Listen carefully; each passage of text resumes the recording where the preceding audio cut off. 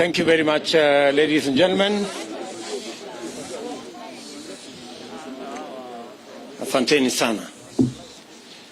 Ladies and gentlemen, thank you very much for finding time. I want to welcome the membership of the fourth estate, our press teams. Karibuni sana katika makao haya ya naibu wa rais wa Jamhuri ya Kenya. And by way of beginning, we have concluded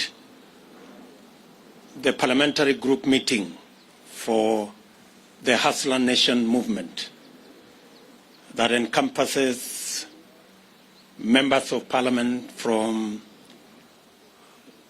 different political parties that have now converged as members of one parliamentary group meeting. We have discussed a myriad of issues. We have discussed about our political formation, the United Democratic Alliance. We have discussed on parliamentary business that is currently before the House and that we intend to sponsor and support going forward. We have discussed matters of national importance. We've had a long discussion on the current situation in the country, especially relating to the COVID-19 pandemic that has ravaged the country. We took the position as a team when the Ministry of Health announced the surge in numbers to reschedule all our public engagements until further notice, as I announced formally on my social media platform. We've had also an in-depth discussion on matters to do with what we believe should be the current engagement on managing the COVID-19 pandemic, especially with reference to vaccination. And we are going to make a statement about that. We also appreciate this political situation in the country. And we've also discussed on other matters of housekeeping and how we intend to engage the public in our responsibilities, different responsibilities as members of parliament, as senators, and as leaders in the Republic of Kenya. Ladies and gentlemen, we have a short statement that we are going to make.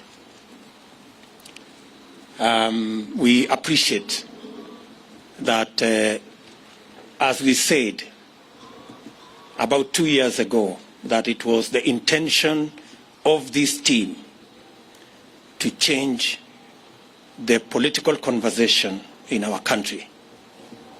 We are very proud and happy that finally the conversation in Kenya has changed. And today we are not discussing about constitutional change. We are discussing matters economy. That we are not engaged in an exercise of trying to create positions for leaders, that we are in the passionate engagement to see how we can create jobs for ordinary citizens. That today in Kenya, the conversation is not about leaders and what is in it for them in the next political dispensation, the discussion is what is in it for Mama Mboga, the boda guys, the ordinary people in Kenya. We are very proud that while in the past we were discussing about the Prime Minister and Deputy Prime Minister and other positions, today Mama Mboga has taken the center stage. And the boda guy is at the heart of the political conversation in Kenya. We welcome our competitors who have graciously accepted to join us in the conversation about the economy of our country, about ordinary people, about jobs, about enterprise.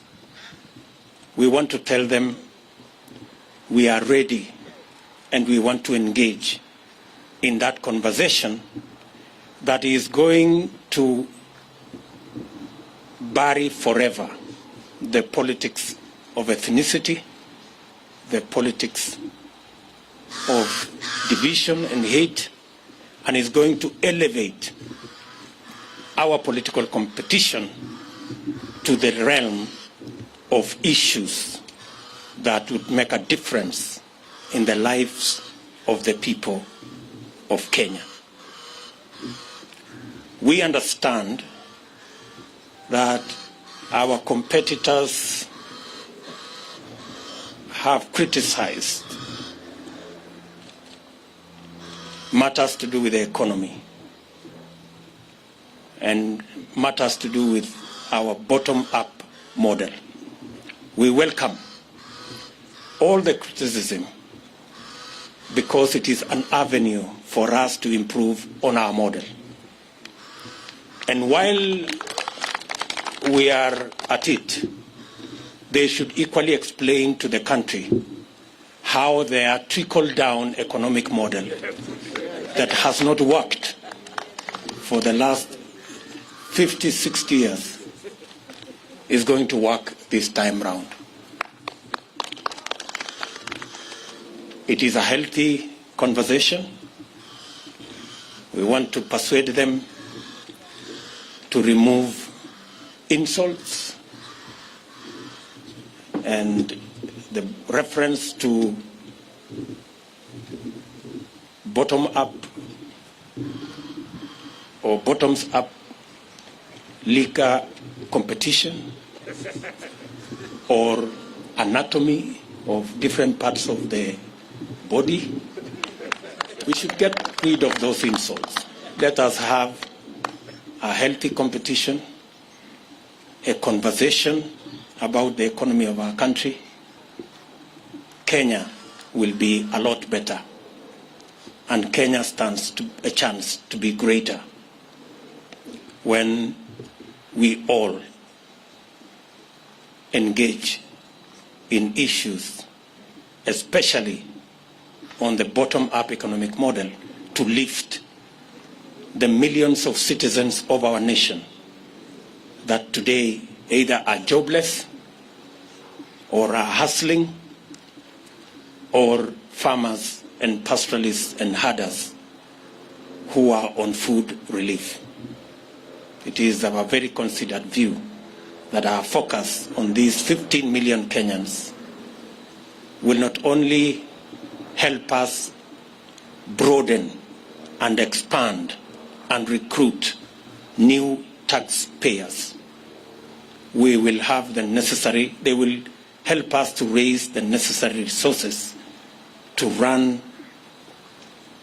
government, and also the necessary resources for us to retire debt that is becoming a crisis in our country. I do not wish to say more than that. Let me now request, starting with Alice Wahome, to begin our statement. Alice.